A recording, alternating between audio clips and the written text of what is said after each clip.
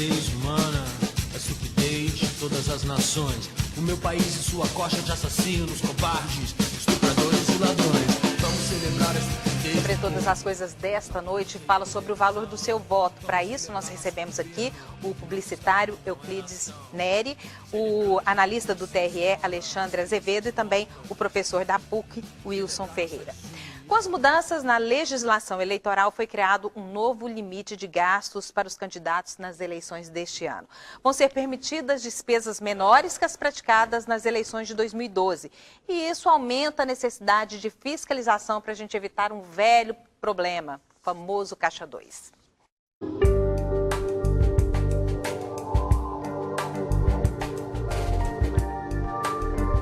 A reforma eleitoral do ano passado, além de diminuir o tempo de campanha, diminuiu também o limite de gasto dos candidatos. Agora, o valor máximo gasto em campanha vai ser definido com base nos valores declarados na eleição anterior. Nessa campanha para prefeito, só pode ser gasto 70% do maior valor declarado em 2012, caso a eleição tenha sido definida em primeiro turno. No entanto, se a última eleição foi decidida em 2 turnos, o limite de gasto será de 50% do maior valor declarado no pleito anterior. Se houver segundo turno esse ano, vai haver um acréscimo de 30% a partir do valor definido para o primeiro turno. Para a campanha de vereador em 2016, vale também a regra dos 70% declarados em 2012. Já para cidades com até 10 mil eleitores, o valor máximo permitido para a campanha de prefeito é de R$100 mil, a não ser nos casos em que a campanha anterior os gastos tenham superado esses R$100 mil. Aí também vale a regra dos 70%. Já os vereadores não podem gastar mais do que R$10 mil. Segundo esse advogado eleitoral, a nova lei veio para ajudar a combater a corrupção, mas o valor baixo nas campanhas de cidades pequenas, por exemplo, dá brecha para a formação de Caixa 2. Imaginemos então que aquele município com 10 mil eleitores, realmente o limite foi de 99 mil, 96, ou seja, abaixo de R$100 mil. E o vereador, evidentemente, vai ter que usar o limite também de R$10 mil. Imaginemos um material, exemplo, um material de gráfica. Nós sabemos que o material gráfico ele vai além de R$10 mil. Então essa é a nossa preocupação. É um fomento que pode haver de um Caixa 2. E um Caixa 2, para quem milita na área de direito eleitoral, sabe que significa captação ilícita de recursos. E isso pode caracterizar a sanção de uma cassação de registro, de candidatura, ou uma perda de mandato, né, porque isso também pode até configurar crime. Professor Alexandre, agora como que fica essa fiscalização? Justiça eleitoral. Vai ficar uma situação bem interessante, né? Primeiro que eu acredito que vai ter Caixa 2 de campanha e infelizmente ele vai ser a regra. Segundo, vai ser aliado uma dificuldade que o candidato vai ter de arrecadar licitamente o dinheiro. Isso por quê? O Supremo Tribunal Federal, Fernando, no ano passado, definiu que, ao julgar uma ação direta de inconstitucionalidade, que as pessoas jurídicas não podem doar para campanhas eleitorais. Não pode doar por um argumento muito fraco, dizendo que as empresas, né, as pessoas jurídicas não votam. Se não votam, não pode doar para campanhas eleitorais. E aí fala, olha, só pode arrecadar, então o candidato só pode arrecadar a partir de doações feitas por pessoas físicas. E eu sempre pergunto isso em sala de aula, pergunto aqui com vocês mesmos, quantos de nós doa para campanhas eleitorais? Eleitor doando para campanhas eleitorais, isso não acontece. Então, de um lado, nós vamos ter essa dificuldade mesmo de doação. Do outro lado, nós vamos ter a questão do gasto. Que, como o advogado bem colocou, o doutor Leonardo Batista, né, nós temos uma campanha reduzida. Então, R$10 mil realmente parece pouco para a campanha, mas se a gente for pegar o histórico, Suzete, das prestações de contas, a maioria dos candidatos declaram que gastaram só R$5 mil. Então já era uma declaração, né, forjada. Dos candidatos a prefeitos em Goiânia, o maior gasto foi 4.800.000, salvo engano. Então também já é um gasto, vamos dizer, mentiroso. Falso, né? Maquiado. Então nós temos esses problemas Todos. Infelizmente, eu acredito que a questão do Caixa 2 nas campanhas eleitorais vai ser a tônica, a fiscalização pelos demais candidatos, pelo Ministério Público Eleitoral também, vai ser intensa, e o candidato que se aventurar a fazer isso, ou ele faz muito bem feito, ou ele corre o risco de não terminar o mandato dele. Você falou uma coisa que eu acho que é o que vai acontecer. Quem vai acabar fiscalizando essa eleição vai ser o outro os próprios candidatos e a população. O senhor acha que a população tem essa consciência? Porque quando a gente fala no valor do voto, eu penso o seguinte, a gente vota como se aquele voto fosse uma coisa muito pessoal. Você jamais pensa no seu voto como algo que possa trazer um benefício para os seus pares, para a comunidade de um modo geral. Então, essa consciência da fiscalização, ela também tinha que ser coletiva. Ela existe, professor? Ela não existe, talvez nunca existirá, porque primeiro a gente tem candidato à beça. Apresenta aí, de 4 em 4 anos, candidatos que você nunca ouviu falar, e aqueles repetecos, né, que sempre vem. Porque virou uma profissão ser político, ativista, profissional no Brasil. Inclusive alguns partidos, nós temos mais de 35, eles aparecem só na época da eleição. Não é culpa, eu repito, no primeiro bloco, segundo aí eu falei, não é culpa do eleitor, é culpa da falta de cultura política honesta, verdadeira, e isso é a lei que tem que impor sobre esses políticos e não a população vigiar esses políticos. Agora, é claro que haverá Caixa 2, sempre houve. E essa, como bem colocou o professor, isso é uma bobagem, que você querer controlar o dinheiro que é gasto pelo candidato. Então, o eleitor deveria ver não o formato da propaganda e do marketing do candidato, e sim qual é a ideia correta, eficiente, consistente, crível, que tem respaldo no orçamento do município, né, que ele vai... Às vezes os próprios políticos não sabem, né, o que compete a cada um deles. Exatamente isso, né? Às vezes a gente quer coibir a arrecadação. Ao invés disso, é melhor que o eleitor soubesse quem está financiando. Né? A gente pode perguntar para alguns... Eu sempre brinco em sala de aula com o exemplo de um candidato a vereador de Trindade, alguns anos atrás. Perguntaram para ele, no programa eleitoral dele, né, que tinha lá, ele prometeu, olha, se eu for vereador, se for eleito, o Vila Nova vai para a primeira divisão do Campeonato Brasileiro.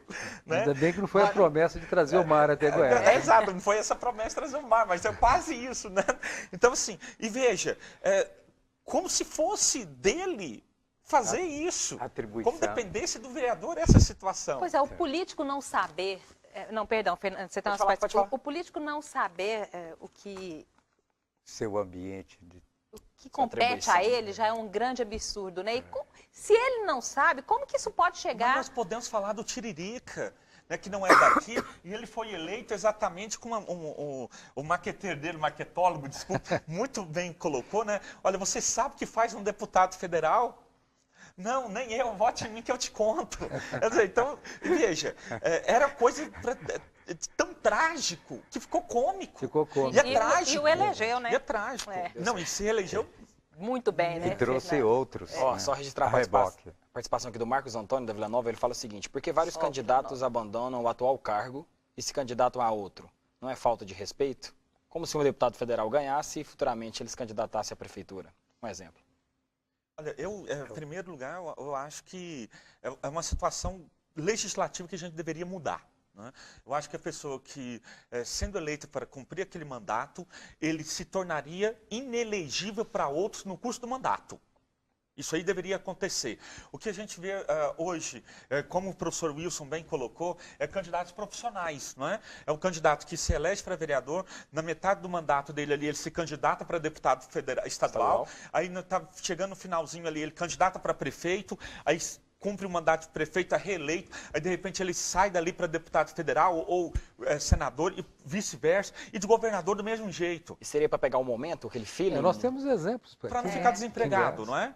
Seria isso, para não ficar sem cargo. Porque de uma eleição para outra, ele vai ficar, no mínimo, se ele cumprir o mandato, no mínimo 2 anos sem disputar uma eleição, correndo o risco ali na cabeça dele do eleitorado esquecer. Então, por conta disso, ele sai pulando de galho em galho, ou melhor, de cargo em cargo. Agora, Euclides, é uma coisa interessante que a gente acha, alguns estudiosos acham que essa política propaganda, principalmente eleitoral no rádio e na TV, ela vai ser marcada por acusações aos outros políticos. Por exemplo, fulano, esses que principalmente que estão sendo denunciados, né?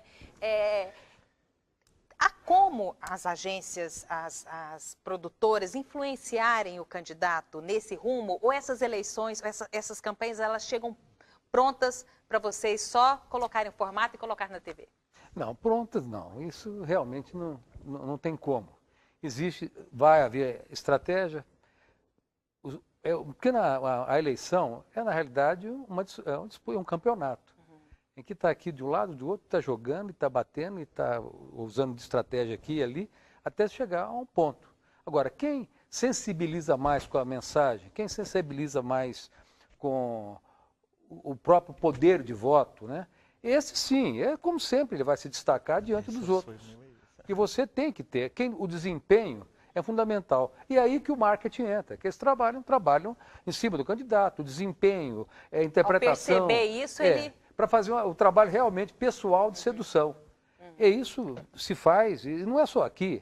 Você mesmo vê, o próprio Estados Unidos, que você está falando uma coisa, o americano, quando ele chega no topo, ali ele acaba a carreira política dele. Ele se reelegeu presidente, acabou, encerrou, vai fazer discursos, vai fazer palestras, etc. Então, esse contexto de marketing, ele vai existir sempre. Agora, vamos procurar os caminhos. Né? Obama, yes, we can. Sim, nós podemos. Ele ganhou a eleição a partir de um verbete desse. Né? Então, essa é a colocação que eu faço. Certo. Várias participações chegando aqui, quando fala de política é assim mesmo. A participação do Gileno, motorista de caminhão, ele fala o seguinte, que o voto é sempre de cabresto, principalmente no interior, todos nós somos corruptos e a culpa também de vários eleitores, não só dos políticos. Tem a participação também do Edson, da Água Branca, ele fala que jogar a culpa pelas mazelas do país a voto do eleitor é tirar a responsabilidade do político corrupto.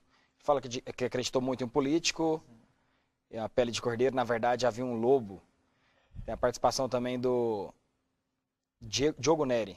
Assim, gostaria de saber do senhor Euclides como foi a ideia de utilizar o Nerso da Capitinga na campanha de um governador aqui. Já é um pouco antigo, né? Mas isso foi para a história, isso realmente porque foi um case teve uma premiação nacional, na época foi considerada top de marketing político no Brasil, que foi a campanha do Nerso da Capitinga.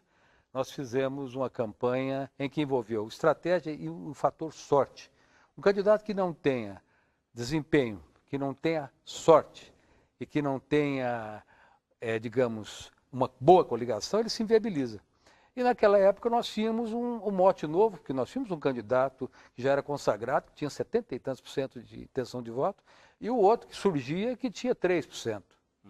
Então aconteceu aquele fenômeno, precisava de uma pessoa que fosse crítico, mas que tivesse o sotaque goiano, e essa acabou desembocando, quase que numa coincidência, no Nerso da Capitinga.